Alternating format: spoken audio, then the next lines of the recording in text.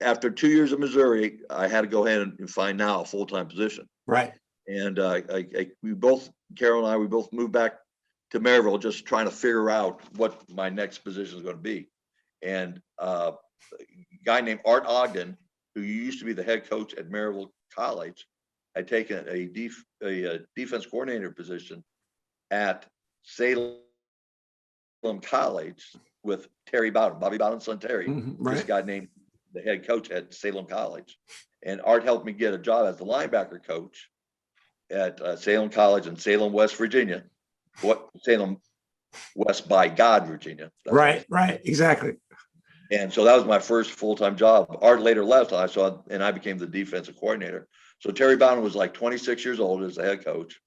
I was the defense coordinator for his last 2 years at 25.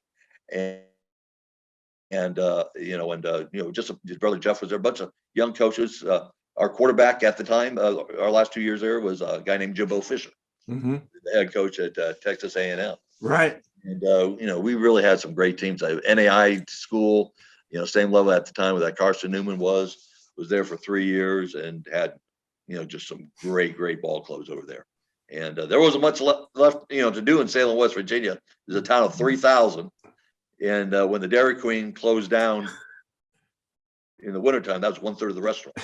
And, so we had a lot of family meals together, but that kind of got my, my career kind of going in the direction that I wanted to go. Right. So after Salem College, now obviously you spent some time with Terry Bowden at Samford University, correct? Right. So go ahead. Yeah, what happened? After 3 years, Terry left to go to Akron as an assistant coach under Jerry Faust. Right. Jerry Faust had just left Notre Dame. Right.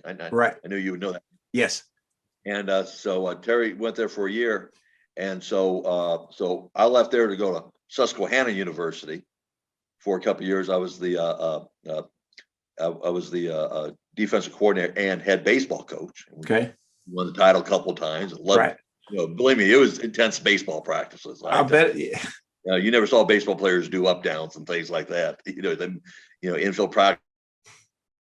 I mean, everything was line drives. I mean, it was a lot. It was really a lot of fun. But then Terry became the head coach at Samford, and so then he called and hired me as his linebacker coach at Samford and also the recruiting coordinator. Right. And Samford at the time was making the transition. Samford, by the way, used to be named Howard College. Okay. Howard College. It's in Birmingham. Howard College was a school where Bobby Bowden played football. Okay. And was the head coach there for a while. So Terry was kind of following the family tradition. And so at the time, Samford was playing Division III football, just like Maryville. And so we made the transition from Division III, playing, Maryville College, Emory, Henry, schools like that, to the next year we're playing, Georgia Southern, McNeese State, so it took a few years for the transition to occur. But, we ended up having some great seasons. The 91 team, it was really probably, we ended up got beat in the semifinals by Youngstown State. And we probably was a better team, but they just got us that day.